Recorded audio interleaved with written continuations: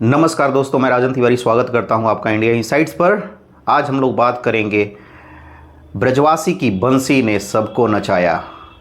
वंशीधर ब्रजवासी जो कि तिरहुत स्नातक उपचुनाव 2024 में निर्दलीय प्रत्याशी थे और एक शिक्षक थे पहले, जिनको कोप भाजन का शिकार होना पड़ा था के पाठक के गुस्से का और उनको निलंबित कर दिया था के पाठक ने।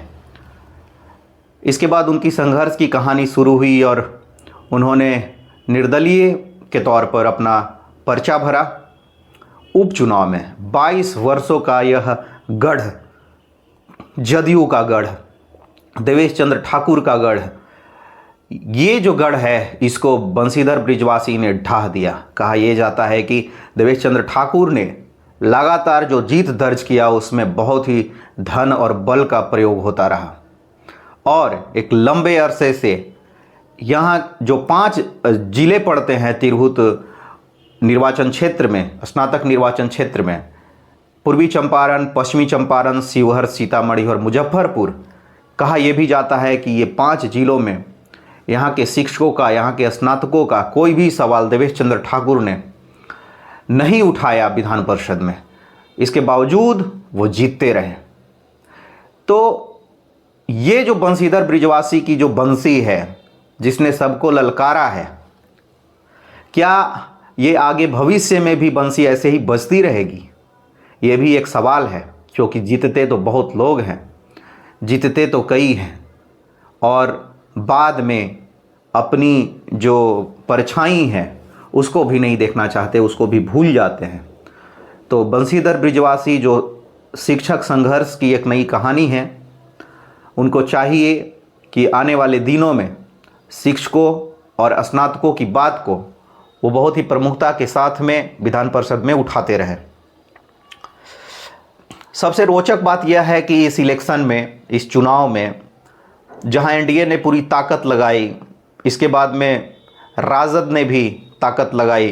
राजद के गोपी किशन ने अपनी दावेदारी दी थी और उनके लिए प्रचार करने तेजस्वी भी पहुंचे थे, लेकिन राजद खिसक कर चली गई तीसरे नंबर पर और अभिषेक झा, जदयू प्रवक्ता, जाने माने चेहरा, देवेश चंद्र ठाकुर के लाडले, उनको जनता ने पहुंचा दिया चौथे नंबर पर। और जिनको बोला जा रहा था कि ये वोट कटवा है या फिर ये जो है थर्ड फ्रंट फोर्थ फ्रंट बनाएगा जनसुराज, वो जनसुराज दूसरे नंबर पर आकर टिक गई। और निश्चित रूप से अगर बंशीधर ब्रजवासी नहीं होते तो हो सकता था कि जनसुराज यहाँ यह सीट एमएलसी की निकाल ले जाती, क्योंकि आप जब गैप देखेंगे तो बंशीधर ब्रजवासी और जनसुराज के बीच में जहाँ आधा वोटों का गैप है, वहीं जनसुराज और राजद के बीच में फिर से आधा वोट का गैप है। 50% वोट और माइनस कीजिए तो आप वहाँ पहुँचेंगे। तो 50% पहला और दूसरा उम्मीदवार के बीच में गैप और फिर दूसरे उम्मीदवार का 50% गैप दूसरे और तीसरे उम्मीदवार का, तो इतना गैप। और रोचक ये इसलिए भी हो जाता है कि बिहार के मीडिया ने, बिहार का जितने भी कॉरपोरेट मीडिया है, बड़े बड़े यूट्यूब चैनल्स हैं, न्यूज़ वाले हैं, किन्हीं ने भी यह अनुमान नहीं लगाया था। वो तो बोल रहे थे कि राकेश रोशन, जो कि 5वें या 6ठे पायदान पर जो चले गए, 5वें पायदान पर संभवतः, उनके और अभिषेक झा के बीच में लड़ाई होगी। लेकिन ये मीडिया के लोगों का ये बहुत बड़ा मिस्टेक है, या फिर जानबूझकर जो है हवा बनाया जा रहा था नीतीश कुमार का, क्योंकि ग्राउंड रिपोर्ट तो पता चलता ही रहता है कि ग्राउंड रिपोर्ट क्या है। बात ये भी आई कि बहुत सारे जो एनडीए के लोग हैं वो राकेश रोशन को समर्थन दे रहे हैं पीछे से, और ये खेल हो रही है जदयू के साथ में। लेकिन जदयू तो यहाँ रेस में थी ही नहीं, कहीं दिखी ही नहीं कहीं। 1, 2, 3 पर भी रहती तो समझ में आता, जदयू तो थी चौथे नंबर पे। और क्या यह गुस्सा माना जाए स्नातक और वहाँ के शिक्षकों का नीतीश कुमार के खिलाफ? क्या नीतीश कुमार के विरुद्ध यहाँ के जो पढ़े लिखे लोग हैं वो खड़े हो गए हैं? क्या नीतीश कुमार महिलाओं के वोट से सिर्फ जीतते हैं और कुछ लोगों के, अति पिछड़ों के वोट से? जब बात आती है पढ़े लिखे लोगों की, तो क्या नीतीश कुमार उनका वोट नहीं पा पाएंगे? आने वाले इलेक्शन के जस्ट पहले, ठीक पहले, ये हार पटना में तो चर्चा का जरूर एक विषय बन चुका है। अभी आप जहां भी जाएंगे, जिस भी यूट्यूब चैनल को खोलेंगे, जिस भी न्यूज़ चैनल को खोलेंगे पटना का, सारे जगह पर एक ही नाम चल रहा है, वो है बंशीधर बृजवासी का। और बस बंशीधर बृजवासी का ये जीत है, ये उस धरती की जीत है, उस लिच्छवी की जीत है जहाँ पर गणतंत्र ने जन्म लिया था। और जिस तरीके से शिक्षकों को, बिहार के शिक्षकों को प्रताड़ित करने का काम नीतीश कुमार कर रहे थे अपने एक अफसर को नियुक्त करके, वो कहीं ना कहीं दुर्भाग्य ही थी। क्योंकि ये कैसा लोकतंत्र है, ये कैसा लोकतंत्र है जब कोई भी अपनी बात न रख सके। एक शिक्षक होते हुए भी अगर वह अपनी बात नहीं रख पा रहा है सरकार के सामने में, तो ये तो लोकतंत्र नहीं है, ये तो लोकतंत्र का धज्जिया उड़ाना कह सकते हैं नीतीश कुमार के द्वारा।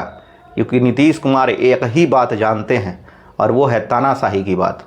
अगर उनके खिलाफ में, उनके विरुद्ध में कोई भी जन आंदोलन होता है तो वो लाठी से पीटते हैं। वो चाहे शिक्षक हो, आशा कार्यकर्ता हो, बीपीएससी के छात्र हों, बिहार पुलिस के छात्र हों, या फिर तमाम जितने भी एग्ज़ाम्स होते हैं, उनके विद्यार्थी, उनके अभ्यर्थियों के ऊपर में लाठी चार्ज आए दिन होता रहता है। तो नीतीश की जो पॉलिसी है वो तानाशाही पॉलिसी है। वो किसी को भी देखना नहीं चाहते हैं। वो जो उन्होंने निर्णय ले लिया उस पर टिके रहना चाहते हैं, उससे वो पीछे नहीं हटना चाहते हैं। और अपने निर्णय को मनवाने के लिए वो बजाबता अपने ऑफिसर्स का यूज करते हैं, अफसरशाही नीतियों का यूज करते हैं। उनको पता है कि अफसर क्या क्या कर सकता है, और इसी करने के पीछे में, इसी अफसरशाही के पीछे में नीतीश कुमार को एक डेंट लगा है, एक धब्बा लगा है। और वो धब्बा लगा है लोकतंत्र की जननी तिरहुत से ही, लोकतंत्र की जननी लिच्छवी से ही। और ये धब्बा चर्चा का जो विषय है वो बन चुका है पूरी तरीके से, और आने वाले 4-5 महीनों तक ये चर्चा का विषय बना रहेगा। और बंशीधर बृजवासी जहाँ जहाँ जाएंगे वहाँ वहाँ ये तो बात ज़रूर होगा कि सत्ता पक्ष के सबसे मजबूत लोगों को चौथे नंबर पर बंशीधर बृजवासी ने पहुँचा दिया। खैर, कहना ये भी होगा कि बंशीधर बृजवासी ने सिर्फ शिक्षकों के वोट के बदौलत जीत नहीं पाया है। क्योंकि मान लीजिए अगर 40-50 हज़ार शिक्षक होंगे तो उनका 48% वोट निकालिए तो लगभग 20 हज़ार के आसपास वोट पड़ा होगा। उसमें भी बहुत सारे लोगों का नाम होगा, नहीं होगा। तो जीत के लिए तो 34 हज़ार से ज़्यादा मत चाहिए था। तो कहाँ से वोट और 14-15 हज़ार वोट आया?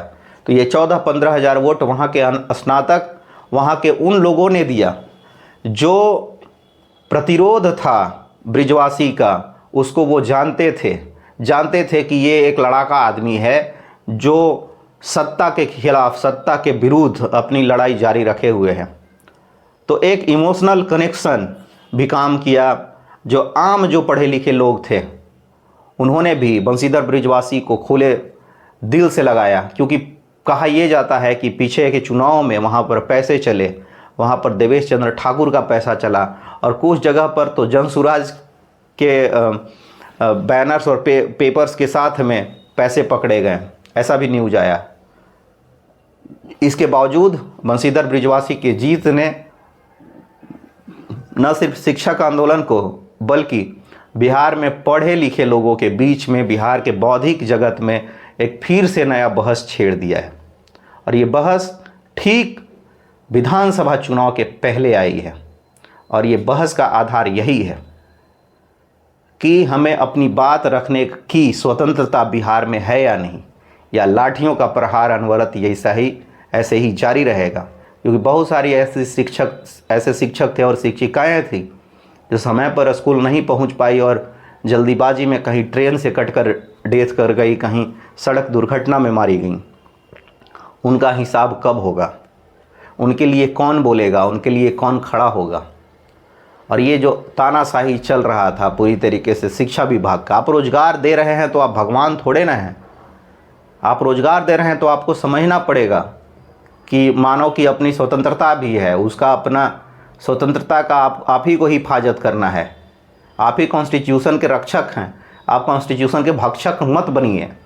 और नीतीश कुमार पूरी तरीके से कॉन्स्टिट्यूशन का भक्षक बने हुए हैं।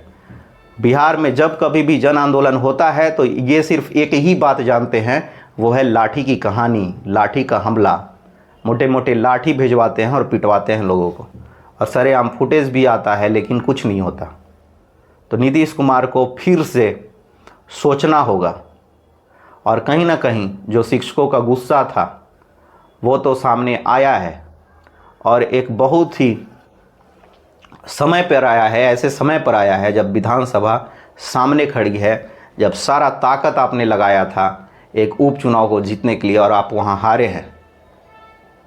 तो निश्चित रूप से ये कहना होगा कि नीतीश कुमार सोचिए फिर से, नहीं तो ये बंशीधर ब्रिजवासी आपको कितना डैमेज करेंगे इसका कोई अता पता नहीं है। 5 लाख लोगों का परिवार है इनका, और निश्चित रूप से हर विधानसभा में इनके 5 से 7 हज़ार वोटर हैं जो अपने इनके परिवार के वोटर हैं, शिक्षक संघ के वोटर हैं।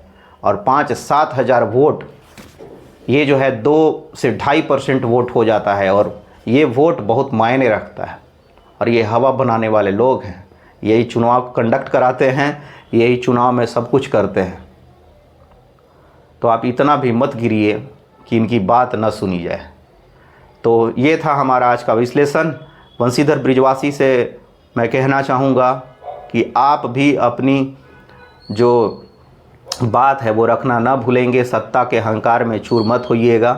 कम से कम जिन्होंने आपको चुना है, जिसकी आप बात कर रहे हैं, वो चाहे मीडिया में बैठे कुछ लोगों ने आपको मदद किया आपके प्रचार में, स्नातक जो विद्यार्थी थे उन्होंने आपके लिए प्रचार किया, आपके अपने शिक्षक संघ वाले तो थे ही। तो सबका सम्मान आदर कीजिएगा, भूलिएगा मत, क्योंकि आप संघर्ष से निकले हुए एक एमएलसी हैं और लोग आपको सुनना हमेशा पसंद करेंगे, विधान परिषद से लेकर विधान परिषद के बाहर भी, सड़कों पर, मतलब सड़क से लेकर सदन तक। तो ये था आज का हमारा रिपोर्ट। बंशीधर के बंसी पर नाचा पूरा विपक्ष। बहुत बहुत धन्यवाद।